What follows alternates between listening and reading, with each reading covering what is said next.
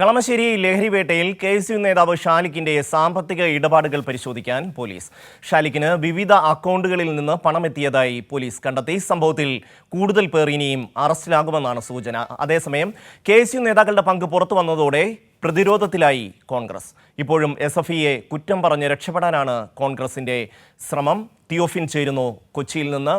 തിയോഫിൻ, ഈ അന്വേഷണവുമായി ബന്ധപ്പെട്ട് പോലീസിന് ലഭിച്ചിട്ടുള്ള വിവരങ്ങൾ എന്തൊക്കെയാണ്?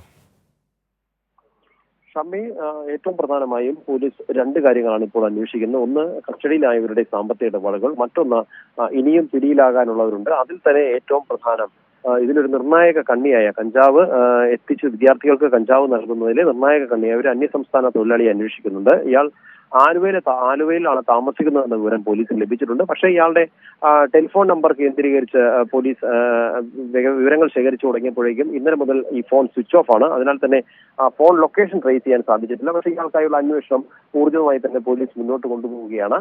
അതോടൊപ്പം ഈ കസ്റ്റഡിയിലായവരുടെ, അതായത് അറസ്റ്റിലായിട്ടുള്ളവരുടെ സാമ്പത്തിക ഇടപാടുകൾ അന്വേഷിക്കുന്നുണ്ട്. ഇതിൽ ഇന്നലെ അറസ്റ്റിലായ അനുരാജ് ഈ ആഷിഖിനും ഷാനിക്കിനും പണം കൈമാറിയതായിട്ടുള്ള രേഖകൾ, ഗൂഗിൾ പേ ചെയ്തതായുള്ള രേഖകൾ പോലീസിന് ലഭിച്ചിട്ടുണ്ട്. ഇതുമായി ബന്ധപ്പെട്ട് പണം ഇടപാട് സംബന്ധിച്ചും പോലീസ് അന്വേഷണം ഊർജിതമാക്കിയിട്ടുണ്ട്. അതായത് മറ്റ് വിദ്യാർത്ഥികളിൽ നിന്ന് പണം ശേഖരിച്ചിട്ടുണ്ടോ, അനുരാജ് 4 വിദ്യാർത്ഥികളിൽ നിന്നും പണം കൈപ്പറ്റിയതായി പറഞ്ഞിട്ടുണ്ട്. അതും ഈ കഞ്ചാവുമായി ബന്ധപ്പെട്ടുള്ളതാണോ എന്ന് പോലീസ് അന്വേഷിക്കുന്നുണ്ട്.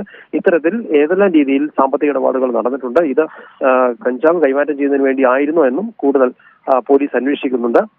ഇക്കാര്യത്തിൽ കൂടുതൽ വളരെ ഊർജിതമായ ഒരു അന്വേഷണമാണ് പോലീസ് ഇപ്പോൾ നടത്തിക്കൊണ്ടിരിക്കുന്നത്. ഏറ്റവും പ്രധാനം, പണം വാങ്ങി വിദ്യാർത്ഥികൾക്ക് പല നിരക്കിൽ, അതായത് 18,000 രൂപയോളം നൽകി അന്യ സംസ്ഥാനക്കാരിൽ നിന്ന് വാങ്ങുന്ന കഞ്ചാവ് പാക്കറ്റുകളിലാക്കി 30,000 രൂപയോളം വിലയ്ക്കാണ് ഈ ഹോസ്റ്റലിൽ വിറ്റിരുന്നതെന്നാണ് പോലീസിന് ലഭ്യമായിട്ടുള്ള വിവരം. അതോടൊപ്പം തന്നെ ഈ ഹോസ്റ്റലിൽ 6 മാസത്തിലധികമായി ഇവിടെ കഞ്ചാവ് ഇടപാട് നടക്കുന്നതായിട്ടുള്ള ഒരു വിവരവും പോലീസിന് ലഭിച്ചിട്ടുണ്ട്. ഇതൊരു കഞ്ചാവ് വിതരണത്തിന്റെ ഹബ്ബായി മാറിയിട്ടുണ്ടോ എന്നൊരു സംശയമാണ് പോലീസിന് ഇപ്പോൾ ഉള്ളത്. അത്തരത്തിലും പോലീസ് കാര്യമായി തന്നെ അന്വേഷണം നടക്കുന്നുണ്ട്.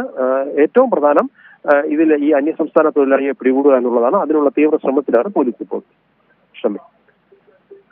ഇതുമായി ബന്ധപ്പെട്ട് KSU നേതൃത്വത്തിന്റെ എന്തെങ്കിലും വിശദീകരണം വന്നിട്ടുണ്ടോ? അതിനുശേഷം പ്രതിപക്ഷ നേതാവ് മാധ്യമങ്ങളെ കാണാൻ തയ്യാറായിട്ടുണ്ടോ? തിയോഫിനോടാണല്ലോ പ്രതിപക്ഷ നേതാവ് ചോദിച്ചത്, കൈരളി പറഞ്ഞാൽ KSUക്കാർ പ്രതിയാവുമോ എന്ന്. തീർച്ചയായും ഷമ്മി, അതായത് നമ്മൾ ഈ വിവരം, അതായത് ഇതിൽ കസ്റ്റഡിയിലായിട്ടുള്ളവരുടെ KSU ബന്ധം വ്യക്തമായതോടുകൂടി തന്നെയാണ് പ്രതിപക്ഷ നേതാവിനോട് ഉൾപ്പെടെ നമ്മൾ വിവരങ്ങൾ ചോദിച്ചത്. പക്ഷേ അപ്പോഴൊന്നും പിടിയിലായവർ KSUക്കാരല്ല എന്നൊരു നിലപാടിലേക്കാണ് അദ്ദേഹം പോകുന്നത്. മറുചോദ്യം ഉന്നയിച്ച് ഇപ്പോൾ ഷമ്മി സൂചിപ്പിച്ചതുപോലെ തന്നെ കൈരളി പറഞ്ഞാൽ KSUക്കാരൻ പ്രതിയാകുമെന്ന മറുചോദ്യമാണ്. പക്ഷേ തൊട്ടടുത്ത ദിവസം തന്നെ, ഇന്നലെ തന്നെ നമുക്ക് അതുമായി ബന്ധപ്പെട്ട് കൂടുതൽ ഈ കസ്റ്റഡിയിലായ ആഷിഖ് ഉൾപ്പെടെയുള്ളവർ അവരുടെ ബന്ധമെല്ലാം തെളിയിക്കുന്ന പോസ്റ്ററുകൾ സോഷ്യൽ മീഡിയ അതിലൂടെ പ്രചരിപ്പിച്ച ചിത്രങ്ങൾ, ഇതെല്ലാം നമുക്ക് വ്യക്തമായി തന്നെ നമുക്കത് പുറത്തുവിടാനും സാധിച്ചു. ഇതെല്ലാം വ്യക്തമായ സാഹചര്യത്തിൽ ഇതിനെ തുടർന്ന് പിന്നീട് ഇതുമായി ബന്ധപ്പെട്ട് പ്രതികരിക്കാൻ KSU തയ്യാറായിട്ടില്ല. അതോടൊപ്പം തന്നെ മുതിർന്ന കോൺഗ്രസ് നേതാക്കളും തയ്യാറായിട്ടില്ല. പക്ഷേ ഇവിടെ ഒരു വിഷയം പ്രത്യേകിച്ച് എടുത്തു പറയേണ്ടത്, ഇത്തരത്തിലൊരു സംഭവം ഉണ്ടാകുമ്പോൾ രാഷ്ട്രീയമായി ആയുധമാക്കാൻ ശ്രമിക്കുന്നു, എതിർപക്ഷത്തുള്ള വിദ്യാർത്ഥി സംഘടനയെ അതിൽ പ്രതിയാക്കാൻ ശ്രമിക്കുന്നു എന്ന് ചെയ്യുമ്പോഴും, ഇതെല്ലാം നടക്കുമ്പോൾ പോലും സ്വന്തം സംഘടനയുടെ വിദ്യാർത്ഥി യൂണിയനിലുള്ള അംഗങ്ങളും നേതാക്കളും പ്രതികളായവരെ ഇവരെ തള്ളിപ്പറയാൻ, അതായത് ഒന്നുകിൽ സംഘടനയിൽ നിന്ന് പുറത്താക്കണം, അതിന് തയ്യാറായിട്ടില്ല. മറ്റൊന്ന്, ഇവരെ തിരുത്തണമെന്ന് മറ്റുള്ളവർക്ക് നിർദ്ദേശം കൊടുക്കണം.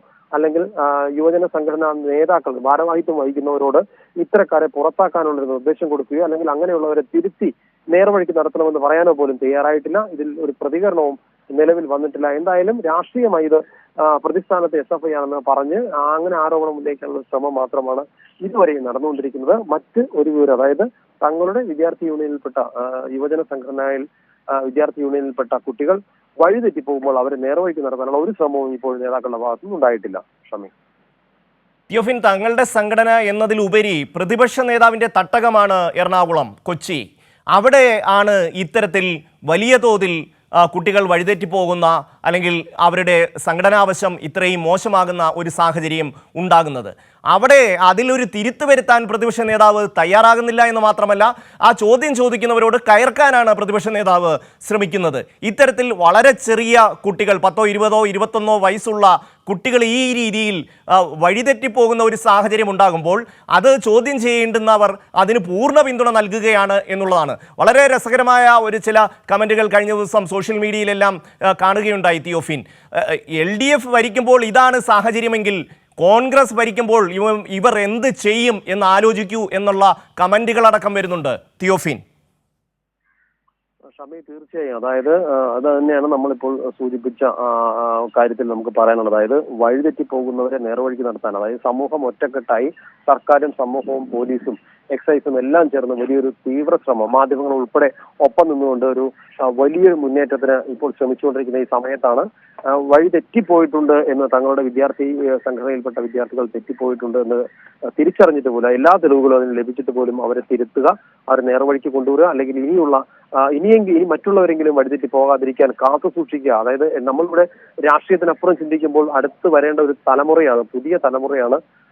രാജ്യത്തിന്റെ ഭാവി ഇവരുടെ കയ്യിലാണ്. ആ ഒരു തലമുറ, വിദ്യാഭ്യാസം നേടി വരേണ്ട തലമുറ വഴിതെറ്റി പോകുന്നു. ഇതിൽ നമ്മൾ നേരത്തെ സൂചിപ്പിച്ചതുപോലെ കഴിഞ്ഞ ദിവസം അറസ്റ്റിലായ 2 പേർ, ആഷിഖും ഷാനിഖും, അവർ 2 പേരെ കുറിച്ച് പറയുമ്പോൾ തന്നെ ഇവർ പൂർവ്വ വിദ്യാർത്ഥികളാണെന്ന് പറയുമ്പോൾ തന്നെ മറ്റൊരു വിഷയമുണ്ട്. പഠനം പൂർത്തിയാക്കി വിജയിച്ചു പോയ വിദ്യാർത്ഥികളല്ല അവർ ഇവിടെ പഠിക്കുമ്പോൾ തന്നെ ആവശ്യമായ ഹാജരില്ലാതെയും ഈ അസൈൻമെന്റുകൾ, പാഠ്യേതര പ്രവർത്തനങ്ങൾ ഉൾപ്പെടെ ഇതൊന്നും പൂർത്തിയാക്കാതെയും ഈ സെമസ്റ്റർ ഔട്ടായി പോയ വിദ്യാർത്ഥികളാണ്.